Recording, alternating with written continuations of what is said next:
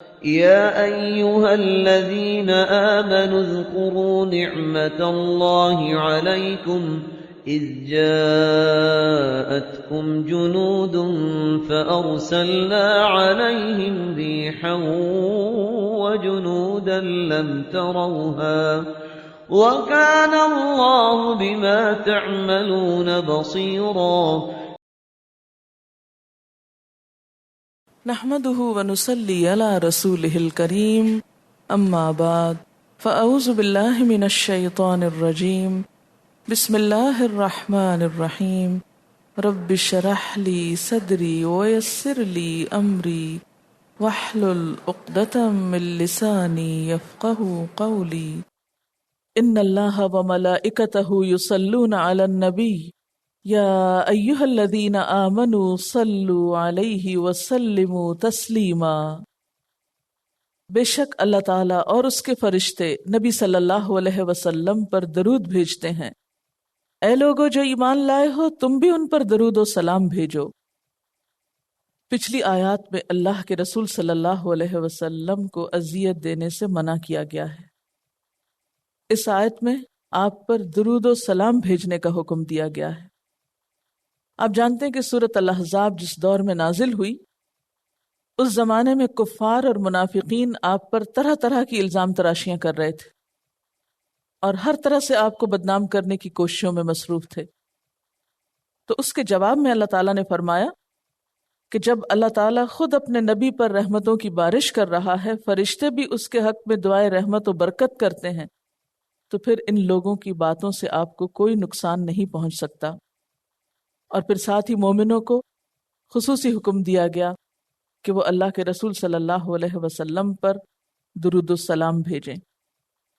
اس آیت سے آپ صلی اللہ علیہ وسلم کے مقام اور مرتبے کا بھی پتہ چلتا ہے کہ اللہ تعالیٰ کے نزدیک آپ کا مقام کتنا بلند ہے، فرشتے آپ کو کتنی عزت و تکریم دیتے ہیں۔ اسی لیے ہم دیکھتے ہیں کہ ابو العالیہ کہتے ہیں کہ اللہ کی صلاۃ سے مراد یہ ہے کہ اللہ تعالیٰ فرشتوں میں آپ کی تعریف کرتے ہیں، یعنی نبی صلی اللہ علیہ وسلم کا ذکر خیر فرشتوں میں فرماتے ہیں، اور فرشتے آپ صلی اللہ علیہ وسلم کے لیے دعائے رحمت و برکت کرتے ہیں، یعنی فرشتے بھی آپ صلی اللہ علیہ وسلم سے غائب درجے کی محبت رکھتے ہیں، آپ کے حق میں دعائیں کرتے ہیں۔ کس بات کی دعائیں؟ کہ اللہ تعالیٰ آپ کے مقام و مرتبے کو اور زیادہ سے زیادہ بڑھائے، آپ کی شریعت کو فروغ بخشے، آپ کو مقام محمود تک پہنچائے۔ اللہ تعالیٰ اور فرشتوں کی بات کرنے کے بعد اہل ایمان کو کیا حکم دیا گیا؟ یا ایھا الذین آمنو، اے لوگو جو ایمان لائے ہو، صلو علیہ وسلموا تسلیما، کہ تم بھی آپ پر درود و سلام بھیجو، اور سلموا تسلیما، پوری طرح اپنے آپ کو اللہ کے رسول صلی اللہ علیہ وسلم کے حوالے کر دو، ان کے احکامات کی تعمیل کرو۔ سلو کا جو روٹ ہے صاد لام واو ہے، دعا دینا، دعا کرنا، برکت مانگنا، بزرگی سے یاد کرنا، تعظیم کرنا، گویا کہ ایسی دعا جس میں تعظیم بھی شامل ہے۔ اور سلمو کا روٹ کیا ہے؟ سین لام میم، اور سلمو تم سلام کرو یا سلام بھیجو، کیونکہ سلام کیا بھی جاتا ہے اور بھیجا بھی جاتا ہے۔ آپ کی زندگی میں تو لوگ آپ پر سلام کرتے تھے اور اس کے بعد سلام بھیجتے ہیں آپ پر۔ اور سلمو کا لفظی معنی یا لغوی معنی یہ بھی ہوتا ہے فرما برداری کرنا، سپرد کرنا، سونپنا، سر اطاعت خم کرنا۔ لیکن جب اس کے ساتھ علی آ گیا، یعنی مثلا سلم علی، تو پھر معنی سلام بھیجنے کا ہوتا ہے، اور اگر الہ ہو تو سپرد کرنے کا۔ اگر عرش والے آپ پر درود و سلام بھیجتے ہیں تو فرش والوں کو کیا حکم ہے کہ وہ بھی پیچھے نہ رہیں، آپ کی تعریف میں دونوں عالم متحد ہو جائیں۔ حدیث پاک میں آتا ہے، صحابہ کرام نے عرض کیا، اے اللہ کے رسول صلی اللہ علیہ وسلم، سلام کا طریقہ تو ہم جانتے ہیں، یعنی التحیات للہ، یعنی نماز میں جو ہم تشہد پڑھتے ہیں تو درود کس طرح پڑھیں، اس پر آپ صلی اللہ علیہ وسلم نے صحابہ کرام کو درود ابراہیمی سکھایا جو ہر نماز میں پڑھا جاتا ہے۔ درود ابراہیمی کے علاوہ کچھ دوسرے صیغوں میں بھی درود شریف کا ذکر آتا ہے، ان میں بھی آپ پر درود بھیجا جا سکتا ہے، لیکن اس کی فضیلت بہت زیادہ ہے۔ سیدنا انس رضی اللہ تعالی عنہ کہتے ہیں کہ آپ صلی اللہ علیہ وسلم نے فرمایا، جو شخص ایک بار مجھ پر درود بھیجے گا تو اللہ تعالیٰ اس پر 10 رحمتیں بھیجے گا، اس کے 10 گناہ معاف کیے جائیں گے اور اس کے 10 درجے بلند کیے جائیں گے۔ کثرت درود قیامت کے دن نبی صلی اللہ علیہ وسلم کی قربت کا باعث ہوگا۔ حضرت عبداللہ بن مسعود رضی اللہ تعالی عنہ کہتے ہیں کہ رسول اللہ صلی اللہ علیہ وسلم نے فرمایا، جو شخص مجھ پر بکثرت درود بھیجتا ہے قیامت کے روز وہ سب سے زیادہ میرے قریب ہوگا۔ اور کون کتنا قریب؟ جو جتنا زیادہ درود پڑے آپ پر۔ رسول اکرم صلی اللہ علیہ وسلم پر درود بھیجنا اور آپ کے لیے جنت میں بلند درجہ ملنے کی دعا کرنا قیامت کے دن آپ صلی اللہ علیہ وسلم کی سفارش کا باعث ہوگا۔ آپ پر درود آپ کی قربت کا باعث، آپ کی سفارش کا باعث۔ حضرت عبداللہ بن عمرو رضی اللہ تعالی عنہما کہتے ہیں کہ رسول اللہ صلی اللہ علیہ وسلم نے فرمایا، جس نے مجھ پر درود بھیجا یا میرے لیے اللہ تعالیٰ سے وسیلہ کیا ہے؟ جنت میں ایک بلند درجہ، وہ مانگا، اس کے لیے میں قیامت کے روز ضرور سفارش کروں گا۔ درود شریف گناہوں کی مغفرت، تمام دکھوں، مصیبتوں اور غموں سے نجات حاصل کرنے کا ذریعہ ہے۔ اور یہ بات میں نہیں کہہ رہی، یہ اللہ کے رسول صلی اللہ علیہ وسلم نے خود بتائی ہے۔ حدیث ہے ترمذی کی، حضرت ابی بن کعب رضی اللہ تعالی عنہ کہتے ہیں کہ میں نے رسول اللہ صلی اللہ علیہ وسلم سے عرض کیا، اے اللہ کے رسول صلی اللہ علیہ وسلم، میں آپ پر کثرت سے درود بھیجتا ہوں، اپنی دعا میں سے کتنا وقت درود کے لیے وقف کروں؟ یعنی جب میں دعا مانگتا ہوں تو کتنی دیر درود پڑھوں؟ آپ نے فرمایا، جتنا تو چاہے۔ میں نے عرض کیا، 1/4 یعنی 1/4؟ آپ نے فرمایا، جتنا تو چاہے، لیکن اگر اس سے زیادہ کر لے تو تیرے لیے اچھا ہے۔ میں نے عرض کیا، آدھا وقت؟ آپ نے فرمایا، جتنا تو چاہے۔ آپ کا یہ جواب کتنا پر حکمت ہے کہ کسی پر آپ نے بوجھ نہیں ڈالا، اس کو فورس نہیں کیا، لیکن اگر اس سے زیادہ کرے تو تیرے لیے اچھا ہے۔ میں نے عرض کیا، 2/3؟ آپ نے فرمایا، جتنا تو چاہے، لیکن اگر اس سے زیادہ کر لے تو تیرے ہی لیے بہتر ہے۔ میں نے عرض کیا، میں اپنی دعا کا سارا وقت درود کے لیے وقف کرتا ہوں۔ آپ نے فرمایا، یہ تیرے سارے دکھوں اور غموں کے لیے کافی ہوگا اور تیرے گناہوں کی بخشش کا باعث ہوگا۔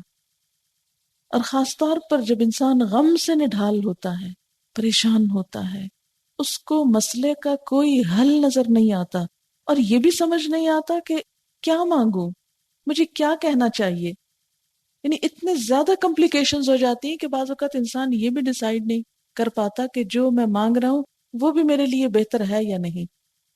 تو ایسے میں معاملہ اللہ پہ چھوڑ دیا جائے اور کثرت سے درود شریف پڑھا جائے، اللہ تعالیٰ ضرور کوئی نہ کوئی راستہ پیدا فرما دیں گے۔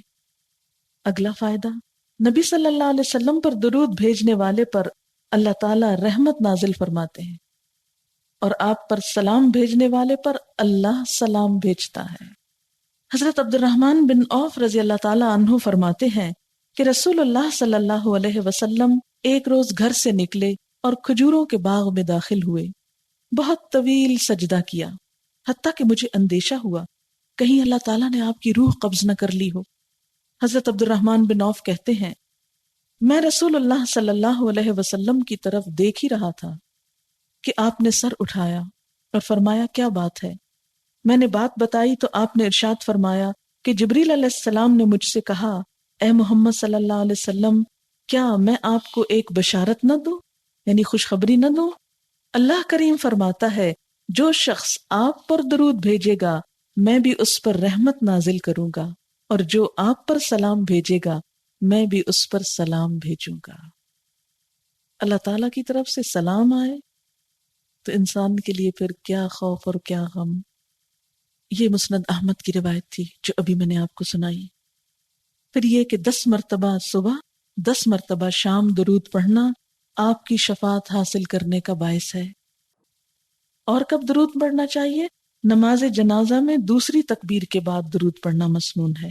حضرت امامہ آپ صلی اللہ علیہ وسلم کے ایک صحابی سے روایت کرتے ہیں کہ نماز جنازہ میں امام کا پہلی تکبیر کے بعد خاموشی سے سورۃ فاتحہ پڑھنا، دوسری تکبیر کے بعد نبی صلی اللہ علیہ وسلم پر درود بھیجنا، اور تیسری کے بعد خلوص دل سے میت کے لیے دعا کرنا، اور ان تکبیروں میں قرآن کی قرات نہ کرنا اور آہستہ سلام پھیرنا سنت ہے۔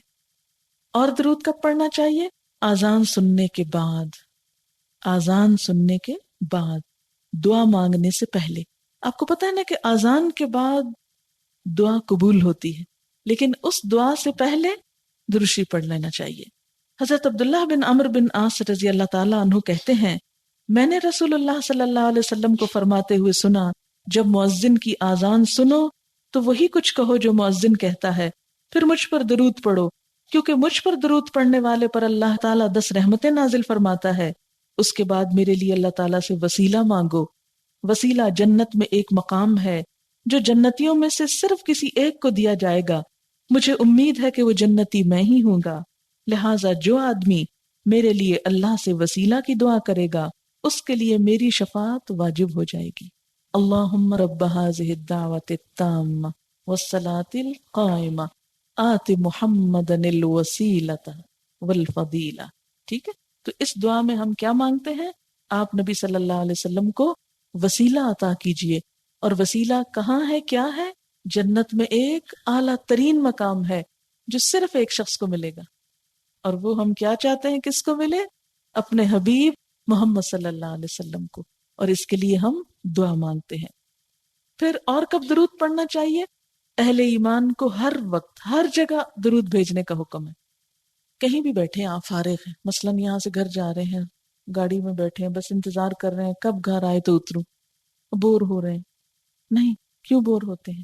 درود شریف پڑھیے، رحمتیں آنے لگیں گی، سفر آسان ہو جائے گا، مشکلیں آسان ہوں گی۔ حضرت ابو ہریرہ رضی اللہ تعالیٰ عنہ کہتے ہیں کہ نبی صلی اللہ علیہ وسلم نے فرمایا، میری قبر کو میلہ نہ بناؤ۔ یعنی جیسے میلے لگتے ہیں تو ایسا نہ ہو کہ میری قبر پہ آ کے کھاؤ پیو اور شادیانے بجاؤ اور میلے لگاؤ۔ آپ صلی اللہ علیہ وسلم نے اس چیز سے منع فرمایا کہ میری قبر کو میلہ نہ بنانا، کیونکہ آپ کو خبر دے دی گئی ہوگی نا اللہ تعالیٰ کی طرف سے کہ امت اصل کام چھوڑ کے اب یہ کرنے والی ہے۔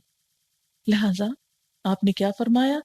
نہ میری قبر کو میلہ بنانا، نہ ہی اپنے گھروں کو قبرستان بنانا۔ وہ کیسے؟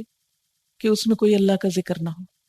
تم جہاں کہیں بھی ہو مجھ پر درود بھیجتے رہو، تمہارا درود مجھے پہنچا دیا جاتا ہے، تمہارا درود مجھ کو پہنچا دیا جاتا ہے۔ اسے احمد نے روایت کیا ہے۔ حضرت ابو بکر صدیق رضی اللہ تعالیٰ عنہ کہتے ہیں کہ رسول اللہ صلی اللہ علیہ وسلم نے فرمایا، مجھ پر کثرت سے درود بھیجا کرو، اللہ تعالیٰ میری قبر پر ایک فرشتہ مقرر فرمائے گا، جب بھی میرا کوئی امتی مجھ پہ درود بھیجے گا تو یہ فرشتہ مجھے کہے گا، اے محمد صلی اللہ علیہ وسلم، فلاں بن فلاں نے فلاں وقت آپ پر درود بھیجا ہے، یعنی آپ کو وہ پہنچایا جاتا ہے۔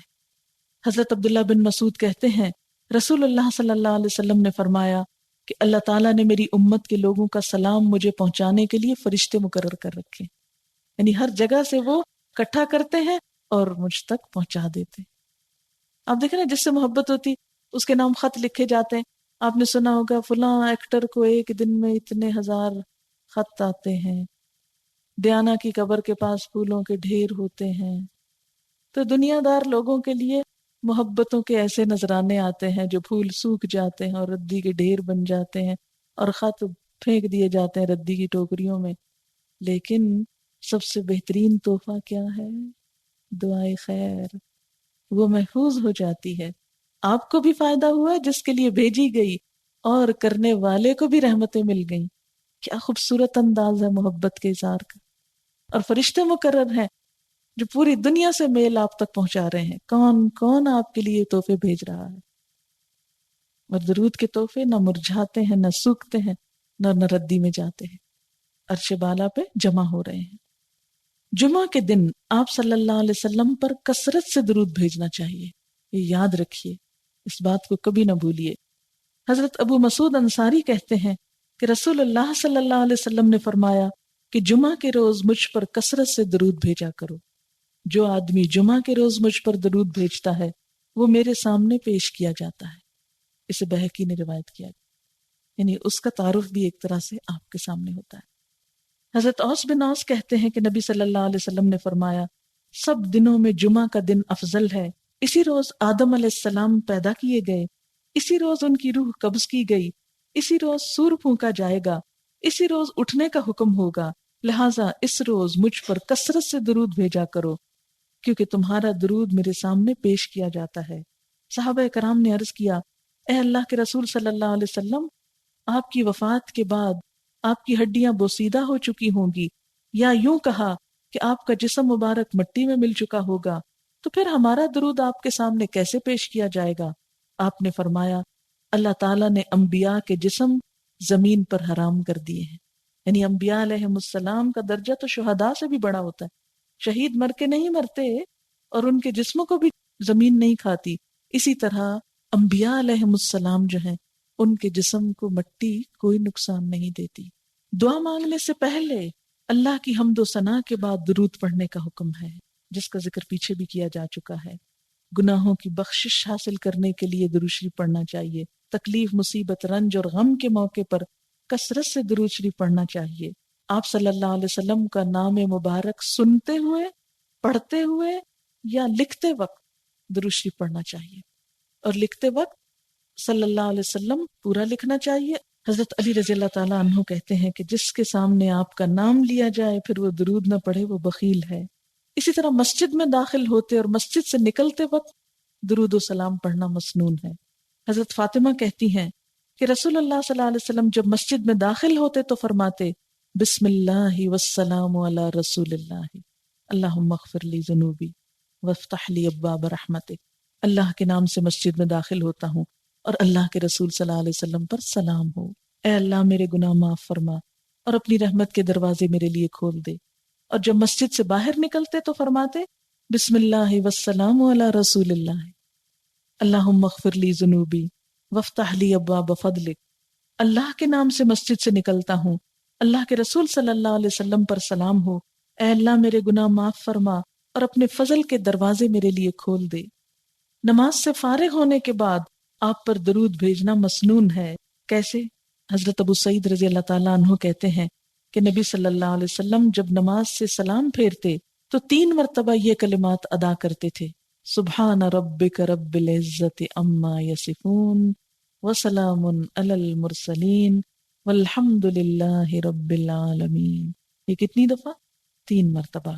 ہر مجلس میں آپ پر درود پڑھنا مسنون ہے، کیونکہ وہ مجلس جہاں اللہ کا ذکر نہ ہو اور درود شریف نہ پڑھا جائے قیامت کے دن انسان کے لیے حسرت کا سبب ہوگی. ہر صبح اور شام درود پڑھنا مسنون ہے. حضرت ابو الدرداء کہتے ہیں کہ آپ صلی اللہ علیہ وسلم نے فرمایا جس نے 10 مرتبہ صبح اور 10 مرتبہ شام درود پڑھا اسے قیامت کے دن میری سفارش حاصل ہوگی. لیکن یاد رکھیے اذان سے پہلے درود پڑھنا سنت سے ثابت نہیں. کسی بھی فرض نماز کے بعد بلند آواز سے سب کا مل کے پڑھنا ایسا بھی کبھی سنت میں نہیں ہوا. نہ نبی صلی اللہ علیہ وسلم نے ایسا کہا اور نہ صحابہ نے پڑھا. اسی طرح جمعے کی نماز کے بعد کھڑے ہو کر بلند آواز میں پڑھنا یہ بھی کہیں سنت سے ثابت نہیں. اس لیے جو کام سنت سے ثابت ہو اس کے کرنے پر اجر ہے. ہمارا حال کیا ہو گیا ہے؟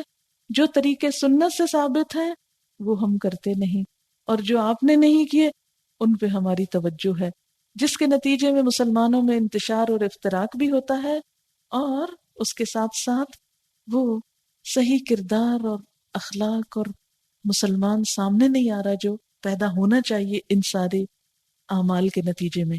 حضرت جابر رضی اللہ تعالیٰ عنہ کہتے ہیں کہ رسول اللہ صلی اللہ علیہ وسلم نے فرمایا جو شخص صبح اور مغرب کی نمازوں کے بعد بات کرنے سے پہلے 100 بار درود پڑھ لے تو اللہ تعالیٰ اس کی 100 ضرورتیں پوری فرماتا ہے، 30 دنیا میں اور 70 آخرت میں. اور وہ درود کے الفاظ کیا ہیں؟ اللہم صلی علی محمد، اللہم صلی علی محمد. اب دیکھیے اس کو پڑھنے میں کتنی دیر لگے گی؟ کچھ بھی نہیں. تو مختصر ترین میں اللہم صلی علی محمد صلی اللہ علیہ وسلم اور اللہم صلی علی محمد و علی آل محمد، یہ درود آپ کثرت سے پڑھ سکتے ہیں۔ جس طرح تسبیح کرنا لازم ہے روزانہ، استغفار پڑھنا، اسی طرح اپنے لیے مقرر کر لیجئے کوئی وقت، کوئی ٹائم، کوئی جگہ، کچھ بھی کہ جس میں آپ مثلا صبح میں آپ تھوڑی واک کرنے کے ساتھ کر سکتے ہیں، آپ رات کو سونے سے پہلے پڑھ سکتے ہیں، یعنی اپنی مصروفیت میں سے، ویسے تو یہ کہ میکسیمم کی تو کوئی لمٹ نہیں، جو بھی آپ پڑھ سکیں، لیکن کوئی دن آپ کا درود شریف پڑھے بغیر خالی نہ جائے۔ اور پھر صلو علیہ وسلموا تسلیما، سلموا تسلیما کے دو معنی، ایک تو ہے آپ صلی اللہ علیہ وسلم کے لیے سلامتی کی دعا، اور دوسرے ہے دل و جان سے آپ کے آگے سر تسلیم خم کرنا۔ تو بنیادی طور پر اگر دیکھا جائے تو اس آیت سے کئی حقیقتیں اچھی طرح واضح ہوتی ہیں۔ پہلی بات، جس نبی صلی اللہ علیہ وسلم کا مرتبہ اللہ تعالیٰ اور فرشتوں کی نظر میں یہ ہے کہ اللہ تعالیٰ ان پہ اپنی رحمت نازل فرماتے ہیں اور فرشتے دعائے رحمت کرتے ہیں، اگر انسانوں میں سے کچھ لوگ اس بات کے درپے ہوں کہ آپ کو اذیت دیں تو پھر ان کا حال اور ان کا مقام کیا ہوگا، کس قدر وہ احسان فراموش ہو سکتے ہیں، کیونکہ آپ کا اصل احسان اللہ تعالیٰ اور فرشتوں پر نہیں، آپ صلی اللہ علیہ وسلم کا اصل احسان تو ہم پر ہے۔ لقد من اللہ علی المؤمنین اذ بعث فیہم رسولا من انفسہم، تو احسان کا بدلہ احسان کی شکل، کیونکہ یہ حقیقت ہے کہ ہم اللہ کے رسول صلی اللہ علیہ وسلم کا احسان بھول جاتے ہیں، ہمیں یاد ہی نہیں رہتا۔ ہمیں یاد کیا رہتا ہے؟ وہ لوگ یاد رہتے ہیں جو ہمیں سامنے اپنے آس پاس دکھائی دیں، لیکن آپ کا احسان تو قرآن نے بیان کیا ہے، لقد من اللہ علی المؤمنین اذ بعث فیہم رسولا من انفسہم یتلو علیہم آیاتہ ویزکیہم ویعلمہم الکتاب والحکمہ وَإِن كَانُوا مِن قَبْلُ لَفِي ضَلَالٍ مُبِينٍ۔ آپ نے ہمیں گمراہی سے نکالا، آپ نے ہمیں اللہ سے جوڑا، آپ نے ہمیں کتاب عطا کی، آپ نے حکمت عطا کی اور تربیت و تزکیہ فرمایا۔ تو اس لیے جو شخص آپ کا یہ احسان نہ مانے اور درود شریف نہ پڑھے تو اس میں کیا خیر ہو سکتی ہے۔ دوسری بات یہ کہ جو لوگ آپ پر درود بھیجتے بھی ہیں وہ آپ پر کوئی احسان نہیں کرتے، کہ کوئی شخص یہ کہے کہ جی میں بہت درود شریف پڑھتا ہوں تو میرا بہت احسان ہے نعوذ باللہ حضور صلی اللہ علیہ وسلم پر کہ میں آپ کے لیے بہت دعا گو ہوں۔ نہیں، بلکہ یہ اس کی عین سعادت ہے کہ وہ اللہ تعالیٰ اور فرشتوں کا ہم نوا ہو گیا اور اللہ تعالیٰ کی رحمت اور فرشتوں کی دعاؤں کے حصول کا ذریعہ بن گیا اس کا یہ درود شریف پڑھنا۔ سوال یہ پیدا ہوتا ہے، کیا اللہ کے رسول صلی اللہ علیہ وسلم ہماری دعاؤں کے محتاج ہیں؟ نہیں ہیں۔ کیوں؟ اس لیے کہ ان پر تو اللہ تعالیٰ اپنی رحمت بھیج رہے ہیں، ان کی تعریف فرما رہے ہیں، فرشتے ان کے لیے دعائیں کر رہے ہیں، ان کو ہم جیسوں کی دعاؤں کی کیا ضرورت؟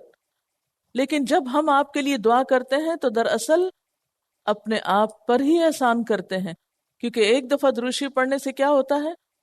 10 رحمتیں آتی ہیں، 10 درجے بلند ہوتے ہیں، 10 گناہ معاف ہوتے ہیں۔ تو بظاہر دیکھنے میں تو ہم آپ کو دعا دے رہے ہیں اور جواباً خود فائدہ اٹھا رہے ہیں۔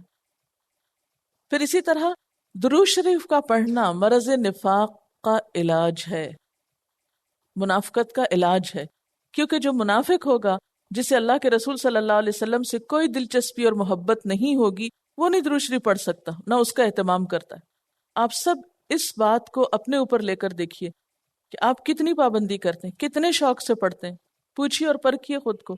ہمارا تو ایمان مکمل نہیں ہوتا جب تک کہ اللہ کے رسول صلی اللہ علیہ وسلم کو اپنی ذات سے، اپنے والدین اور اولاد اور سب انسانوں سے بڑھ کر نہ چاہیں۔ یہ اسی محبت کا تقاضا ہے کہ آپ کے لیے کثرت سے درود پاک پڑھیں۔ اور پھر آپ دیکھیے کہ سلموا تسلیما کے الفاظ کیا بتاتے ہیں، صلو علیہ وسلموا تسلیما، کہ ایسے نہیں کہ کیجولی کبھی کبھار بس جب دل چاہے کر لیا۔ سلموا تسلیما کے الفاظ کیا ظاہر کر رہے ہیں؟ مستقل طور پہ کرنا، پابندی کے ساتھ کرنا۔ سلموا تسلیما میں تاکید بھی ہے اور تکثیر بھی ہے۔ ایسا نہیں ہے کہ ہم درود نہیں پڑھتے، ہم درود پڑھتے ہیں بہت، لیکن مسنون طریقے پر نہیں پڑھتے۔ اللہ کے فضل سے ہماری قوم میں درود شریف کی بہت اہمیت ہے، لیکن زیادہ تر درود شریف جو رائج ہیں ہمارے معاشرے میں وہ کون سے ہیں؟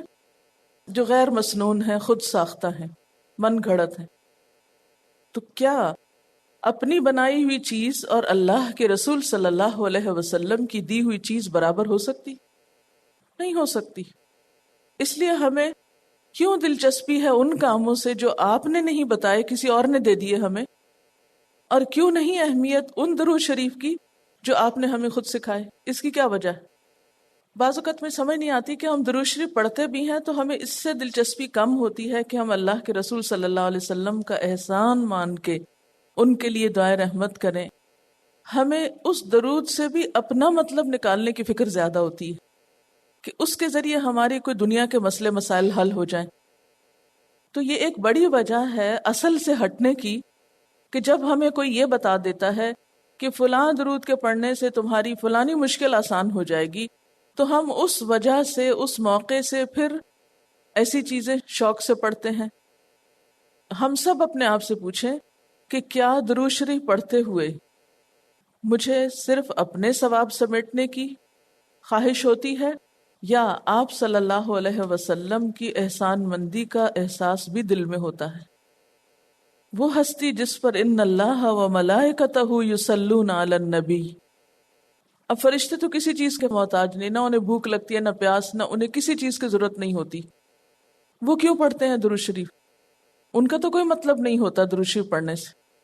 ہمیں تو اتنے ثواب کی بشارتیں دی گئیں، لیکن ان کے لیے تو کوئی ایسی چیز نہیں ہے، پھر بھی وہ آپ پہ درود بھیجتے ہیں۔ تو ہم سے بڑھ کر تو وہ قدردان ہیں آپ صلی اللہ علیہ وسلم کے، حالانکہ آپ کا احسان ان سے زیادہ ہم پر ہے، ہماری ہدایت کا ذریعہ بنے ہیں آپ۔ اور آپ دیکھیے کہ جب بھی کہیں یا ایھا الذین آمنوا آتا ہے نا، تو قرآن پاک میں عام طور پر آیت کی ابتدا اس سے ہوتی ہے، یعنی آغاز میں ہی حکم دے دیا جاتا ہے۔ یہاں انداز دیکھیے آپ، اللہ تعالیٰ اپنی مثال دیتے ہیں، پھر فرشتوں کی دیتے ہیں، جب ہمیں حکم دیتے ہیں۔ تو اس انداز سے کیا پتہ چلتا ہے کہ اللہ تعالیٰ اور فرشتے درود بھیجتے ہیں، تم نہ بھیجو گے؟ اگر پیچھے آپ یا ایھا الذین آمنوا کا خطاب دیکھیں تو آپ دیکھیں گے کہ ڈائریکٹ حکم ملتا، لیکن یہاں حکم دینے سے پہلے شوق بھی دلایا گیا ہے، توجہ دلا کے حکم ملا ہے۔ اچھا، کل ہی میرے علم میں یہ بات بھی آئی ہے کہ ہم مسلمانوں کے اندر ایک گروہ ایسا بھی ہے جو نماز میں بھی درود شریف نہیں پڑھتا۔ مجھے نہیں اس سے پہلے معلوم تھا کہ ایسا بھی ہوتا ہے، لیکن بہت میرے لیے حیرت کی بات تھی کہ وہ نماز میں بھی درود شریف نہیں پڑھتے، اور حدیث تو خیر سرے سے مانتے ہی نہیں، اور وہ کہتے ہیں کہ یہ ضروری نہیں ہے۔ تو مجھے سمجھ میں نہیں آتا کہ جب قرآن میں ایک چیز کا حکم ہے اور پھر اتنے تواتر سے یہ بات ثابت ہے، یہ نہیں کہ کسی آج کے مولانا نے اٹھ کے کہہ دیا کہ لوگوں نماز کے اندر درود شریف پڑھا کرو، یہ تو شروع سے ہی ایسا چلا آ رہا ہے۔ تو اتنی صاف صریح احکام کے باوجود اگر ہم آپ سے یہ عداوت رکھتے ہیں، میں تو اس کو عداوت ہی کہوں گی، آپ سے بغض رکھتے ہیں، تو پھر قرآن کو کیوں لیے ہوئے ہیں؟ قرآن بھی تو آپ صلی اللہ علیہ وسلم پہ اترا تھا، وہ کیوں لیا ہوا آپ نے؟ اس کے آپ اتنے شیدائی کیوں ہو گئے؟ کوئی ڈائریکٹ تو آپ کے اوپر نہیں ٹپکا، جبریل نے آپ کو تو نہیں لا کے دیا تھا، اللہ تعالیٰ نے رسول اللہ صلی اللہ علیہ وسلم کے ذریعے ہم کو دیا ہے۔ ان کو بیچ میں سے نکال کے تم یہ کہتے ہو کہ ہم قرآن کے خادم ہیں اور صرف قرآن ہی کافی ہے، یہ کیسے؟ وآخر دعوانا ان الحمد للہ رب العالمین۔ سبحانک اللہم وبحمدک، نشہد ان لا الہ الا انت، نستغفرک ونتوب الیک۔ السلام علیکم ورحمۃ اللہ وبرکاتہ۔